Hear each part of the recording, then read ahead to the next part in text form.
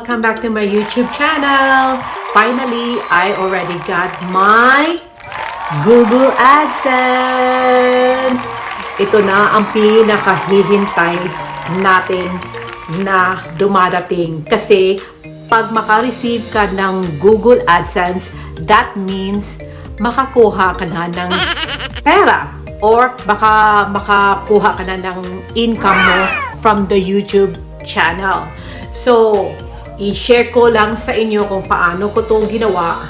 The reason why I decided to start my YouTube channel kasi last June 2021, I was supposed to go back home in the Philippines. Meron na akong ticket, tapos naka-request na ako ng off for 1 month noon the whole month of June of 2021. Kaso yung pandemic is still there. Nagkakagulo pa rin sa Philippines. Nag-increase na yun yung COVID-19. So, kaya I decided not to go home. So, off ako for a month. Walang ginagawa sa bahay. I've been watching YouTube channels sa TV. And I decided to start, why don't I start a YouTube channel? Kasi everyday pupunta kami ng Strip Boulevard. Nanonood kami ng mga hotels, you know. So, naiisip ko na, so, why don't I try, taking videos? So, yun, nagtatry ako ng mag-take ng videos. Sabi ko, yes, I can do that. Mahirap pala mag-start ng YouTube kasi kailangan marunong kang mag-edit. Talagang, wala akong idea on how to make a YouTube channel. Wala akong idea on how to edit a video. Pero, I tried my best to, you should learn something. If you really want to do something, you should learn. So, eto na yon. I didn't expect na maraming nagsusubscribe sa aking channel. Pero, I would like to say thank you for subscribing my channel. Hopefully, kung yung mga hindi pa nakapag-subscribe dyan, please subscribe my channel. I will support all the small YouTubers. Supporter ako sa lahat ng mga small YouTubers. Kasi, kahit na papano, at least we tried something na kakaiba naman. Okay guys, so andito na po tayo. Nasaan na ba yung eyeglass ko? Ito. I really need my second eyes, my third and fourth eyes kasi hindi na tayo nakakita. Ayan, okay na? So, here is my Google AdSense. So, bago ka maka-receive ng Google AdSense, kailangan ma-monetize mo muna yung yung YouTube channel mo. In order to get monetized, kailangan meron kang 1,000 subscribers, tapos meron kang 4,000 public watch hours para ma-monetize yung YouTube channel mo. So, when matagal na to last November 2021, nag-email yung Google AdSense sa akin na I can already monetize my YouTube channel. So, na-monetize ko yon, and after that, kailangan ko raw i-kumplituhin yung Google AdSense ko para makatanggap ako ng PIN number. So, nagka-busy ako last December, and then January, I didn't get the chance to do yung mga Google AdSense. So last February 6, I finally verified my Google AdSense. So nag-download po ako ng driver's license ko, tapos yung proof of address ko. February 6 yon. Tapos pagka February 8, naka-receive ako ng email na nag-send na daw sila ng PIN number. Ito, sinisend na nila. So February 8. So this arrived na pagka February 10, this came into my mailbox February 10. So 2 araw lang pala, after I verified my address. So ito na po yon. The most exciting part is opening the Google AdSense. Pasensya na po. Wala po akong time na sa nails ko. Kaya, okay, remove this here. Dahan-dahan lang. Baka ito yung napaka-exciting part sa mga small YouTubers. Just comment down below para magsusubscribe ako sa inyong mga YouTube channel ninyo. And then I can also, and then you can subscribe my YouTube channel. Supporters din ako sa mga ano. Anyway guys, currently right now, I realized na wala pa pala akong content sa YouTube channel ko.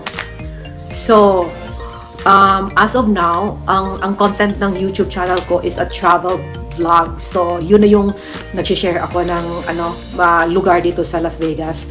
But sooner or later, pag wala ng pandemic, then maybe we can explore in different cities, different countries. Kasi dream ko talaga pupunta ng Europe. So, isasama ko kayo doon if God's willing na makapunta ako ng Europe or makapunta ako ng Japan. Japan is a very beautiful place.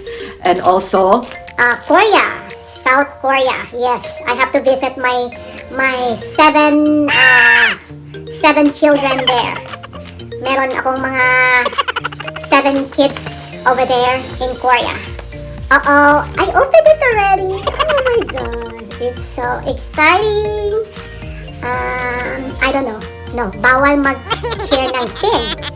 Bawal. Ito na po. Ito na po yung I can open it. Okay, here is, okay. Paano ba to? Ayan na po.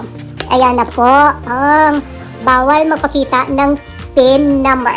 Kasi ito po daw yung ilagay natin sa so, your Google AdSense personal identification number.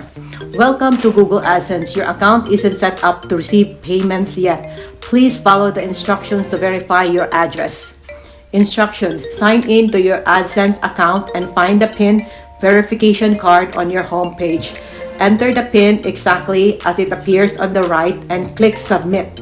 Further instructions available here. Okay. Nandito na po. Okay. I will share to you kung paano to i-put in natin sa computer. Okay guys, so nandito na po tayo sa computer. We will be putting in our PIN. Ito ipakita ko sa inyo kasi yung isang ito hindi gumagana. Nag-low battery yung GoPro, kaya may ayan, makikita nyo ba? I don't know if you can see it, but ayan, isi-share ko lang sa inyo.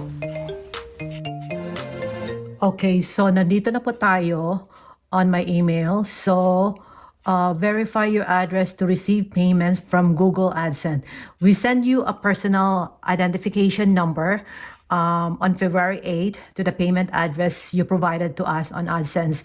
When you receive the PIN mailer, click verify your address in this email and then enter your PIN in the card on the AdSense homepage. Alternatively, you can sign in to your AdSense account and complete the same steps directly on the homepage. So, ayan na guys. If needed, you can change your payment address by following this. Okay, nandito na po tayo sa verify your address. Oops.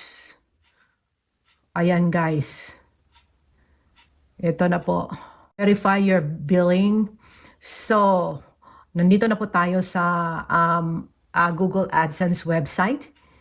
And so, you have to verify your PIN. It should take 2 to 4 weeks to arrive. Verify your address by entering the PIN we sent you. Okay, so i-click natin to. Verify. Completed na yung identify verification. So, address verification. Ayan.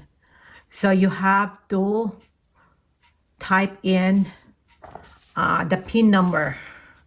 Okay. I-type in po natin yung PIN number na inaano. Okay. I-ano ko lang ha. Sample ko lang to. Like this. Ayan. There are 6 numbers. Yan. 6-digit PIN number. And then you click submit. And then there you go. Voila. Okay. Ayan na po. The address has been verified already. So, verify your identity. So, it's already completed. The identity verification is completed. And then the address verification is already completed. Okay, so it seems like I need this important check if additional tax information is required from you. All YouTube creators and partners are required to submit tax information to ensure any applicable taxes on your payments are accurate. Okay, manage tax information. Okay, it said United States tax info. Submit a tax form as soon as possible. Google may need to withhold up to 30% of your payouts or hold payouts completely until your tax form is approved. Google has a responsibility under the U.S. Internal Revenue Code to withhold and report taxes. Okay, you can now manage your tax document delivery preferences and others. We'll have to add tax info. Before you start, plan on taking 15 to 20 minutes to keep your account secure.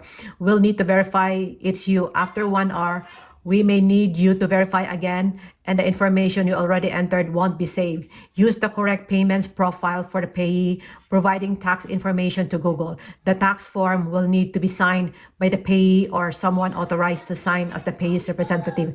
You may be asked to provide additional tax documents after completing the form. Google can advise you on the tax matters.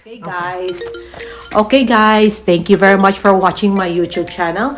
Don't forget to subscribe my channel, click like, and click the bell button for the next notification. Bye!